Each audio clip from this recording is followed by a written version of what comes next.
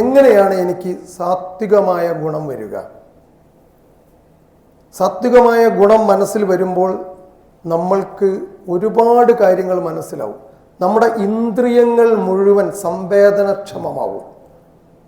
ഇന്ദ്രിയങ്ങളിലൂടെ കാണേണ്ടത് മാത്രമേ കാണൂ, കേൾക്കേണ്ടത് മാത്രമേ കേൾക്കൂ, സ്പർശിക്കേണ്ടത് മാത്രമേ സ്പർശിക്കൂ. ഇന്ദ്രിയ നിയന്ത്രണം ഉണ്ടാകും. അതാണ് പറഞ്ഞത്. കണ്ണുകൊണ്ട് കാണേണ്ടത് മാത്രം കാണുന്ന സമയത്താണ് ഇന്ദ്രിയ നിയന്ത്രണം എന്ന് പറയുന്നത്. ഞാൻ കേൾക്കേണ്ടത് മാത്രം കേൾക്കുന്ന സമയത്താണ് എനിക്ക് ശബ്ദത്തെ കൺട്രോൾ ചെയ്യാൻ കഴിയുന്നത്. മലീമസമായി കിടക്കുന്ന നമ്മുടെ ഈ ഭൗതിക സാഹചര്യത്തിൽ ഇറ്റ്സ് എ ഹെക്റ്റിക് ലൈഫ്. ഈ ലൈഫിൽ പഞ്ചേന്ദ്രിയങ്ങളെ പൂർണ്ണമായി നിങ്ങൾ പുറത്തേക്ക് വിടുകയാണെങ്കിൽ നമ്മുടെ ജീവിതത്തിൻ്റെ അധപ്പതനമാണ് അതിന്. അതുകൊണ്ടാണ് ഇന്നത്തെ വിദ്യാർത്ഥികളുടെ അപജയം. ഇന്നത്തെ വിദ്യാർത്ഥികൾ എവിടെ എത്തി നിൽക്കുന്നു എന്ന് നിങ്ങൾ മനസ്സിലാക്കുക. നമ്മളെ സ്കൂളുകളിലും കോളേജുകളിലും പോകുന്ന കുട്ടികളുടെ ജീവിത രീതി ഇന്ന് നിങ്ങൾ വീടുകളിലും റോഡുകളിലും പല സ്ഥലങ്ങളിലും ഹൈപ്പർ മാർക്കറ്റുകളിലും അവരുടെ ജീവിതം കുരുങ്ങിപ്പോകുന്നത് വീടുകളിൽ അടച്ചിട്ട റൂമിൽ തോണ്ടിക്കൊണ്ടിരിക്കുന്ന ഒരു വസ്തു ഉണ്ട്. എന്താണ്? മൊബൈൽ ഫോണാണ്. വീടുകളിൽ അതാണ് ഞാൻ കുരുങ്ങിപ്പോകുന്നു എന്ന് പറഞ്ഞത്. സ്കൂളുകളിൽ കുടുങ്ങിപ്പോകുന്നു.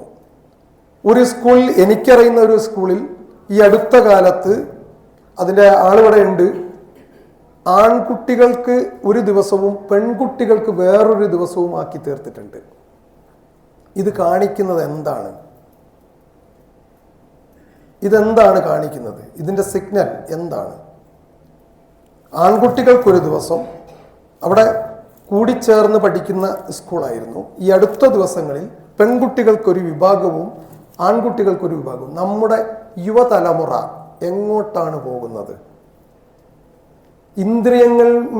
നമ്മുടെ ഇന്ദ്രിയങ്ങളിൽ മേലുള്ള നിയന്ത്രണമില്ലായ്മയാണ് അതിനു കാരണം. അതാണ് ഞാൻ പറഞ്ഞത്, രജോഗുണത്തിൻ്റെ ആധിക്യം അണ്ടർലൈൻ നിങ്ങളെ വല്ലാതെ മോശക്കാരനാക്കി മാറ്റും. ആ രജോഗുണത്തിൻ്റെ ആധിക്യം സമസ്ത മേഖലകളിലുമുണ്ട്. അതുപോലെ തന്നെ തമോ ഗുണത്തിൻ്റെ ആധിക്യം എന്താണ്? വീടിൻ്റെ മൂലയിൽ, പീഡികകളുടെ ചാരുവിൽ, റോഡിൻ്റെ സൈഡിൽ ഒന്നും അറിയാതെ കമിഴ്ന്നു കിടക്കുന്ന ഒരു യുവത്വമുണ്ട് നമുക്ക്. ആ യുവത്വത്തിൻ്റെ പേരാണ് ഡ്രഗ് അഡിക്റ്റ് ആയിട്ടുള്ള ആളുകൾ. നിങ്ങൾക്ക് കാണാം, ഒരുപാട് ആളുകൾ സ്വപ്നലോകത്തിൽ ഇങ്ങനെ സഞ്ചരിച്ചു കൊണ്ടിരിക്കുന്നു. എന്തുകൊണ്ടാണ് നമ്മുടെ തലമുറ ഈ രീതിയിലേക്ക് മാറുന്നത്? ഇതും മനസ്സിൻ്റെ ഒരു പ്രത്യേകതയല്ലേ? മനസ്സിനെ നിയന്ത്രിക്കാൻ കഴിയാത്തത് കൊണ്ടല്ലേ? അപ്പം നിങ്ങൾക്ക് മനസ്സിനെ നിയന്ത്രിക്കണമെങ്കിൽ എന്താണ് ആവശ്യം?